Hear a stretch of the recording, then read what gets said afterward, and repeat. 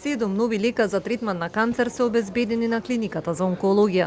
Директорот доктор Игор Стојковски вели дека набавката е извршена со последниот буџет кој беше речиси двојно зголемен, а станува збор за понови генерации на лекови со поефикасен одговор кај одредени типови на канцери. Бенефитот е дека тоа е најчесто имуно или целна терапија, која е специфично индицирана кај некои состојби. Значи, до сега беа некои тие лекови беа достапни, беа регистрирани, но не беа достапни, значи сега возможивме со практички со зголемување на условниот буџет да бидат достапни, значи преку фондот, преку бесплатно, мислам, за пациентите во државата нормално, значи на условен буџет, значи лековите се по специфични индикации, кои индикациите се одлучуваат на стручниот конзилиум, значи онколошки конзилиум на клиниката. Во меѓувреме при крај си административните процедури со кои таблетарната терапија за онколошките пациенти треба да стане достапна на позитивната аптекарска листа. Мојата информација е дека да при крај се тоа се работни групи на Министерството за здравство и Фонд за здравствено осигурување. Би требало